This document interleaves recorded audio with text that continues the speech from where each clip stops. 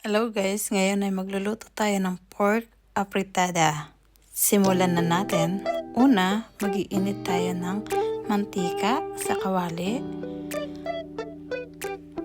At pagkatapos ilalagay natin ang dinikdik na bawang. Lulutuin natin itong bawang na to hanggang sa mag golden brown siya. Kapag nag golden brown na ang bawang, pwede na natin ilagay ang ating sibuyas.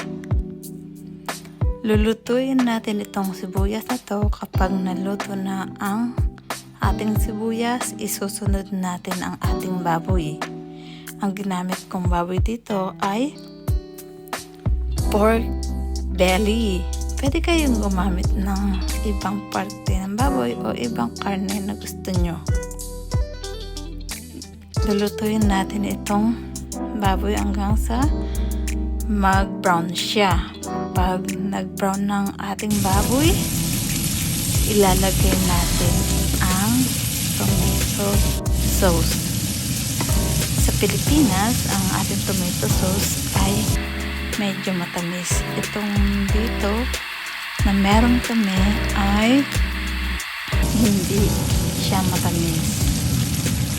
Ano lang siya, pure lang siya na tomato. Ayan, kung nakikita nyo, at lagyan ng konting tubig.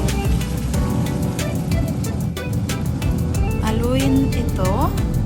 Kapag nahalo, ilagay na natin ang ating patatas at carrots at isabay na natin yung bay leaf para kapag pinakuluan natin ito ay yung amoy ng bay leaves ay mapupunta sa ating niluluto at sadya naman ang bango ng bay leaf. Pagtapos haluin lang ng konti at saka takpan natin. Pakuluin natin ito ng 10 to 15 minutes. Pagkatapos ng 15 minutes, check natin. At dahan-dahang haluin.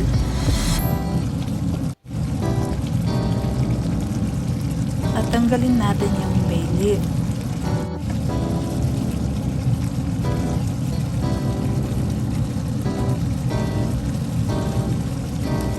Kapag natanggal na natin yung bay leaf, ilagay na natin yung remaining ingredients.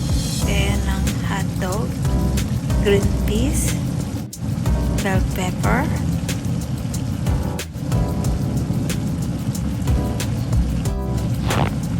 at saka haluin ito. Kapag nahalo na, ilagay natin ang ating asin at ang pamintang durog.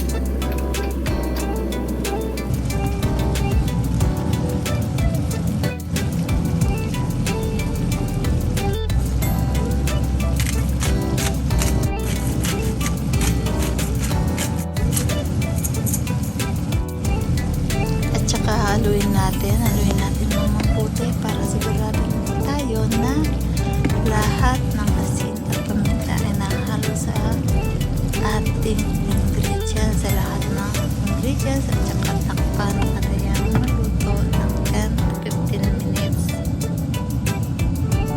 Pagkatapos ng 10 minutes, ayan, i-check natin. Ang sarap, nakakagutom. Diba? Isa sa masarap na ulam nating mga Pinoy. Ayan, nakakatakam, diba? Kulang na lang ay kanin. Ayan, luto na siya guys. So, sana nag-enjoy kayo sa aking pagluluto. Ayan, don't forget to subscribe and like and share if you want. Thank you for watching guys. Until next time. Laging tandaan, sa tuwing tayo ay magluluto, samahan ito ng pagmamahal para sumarap ang ating niluluto.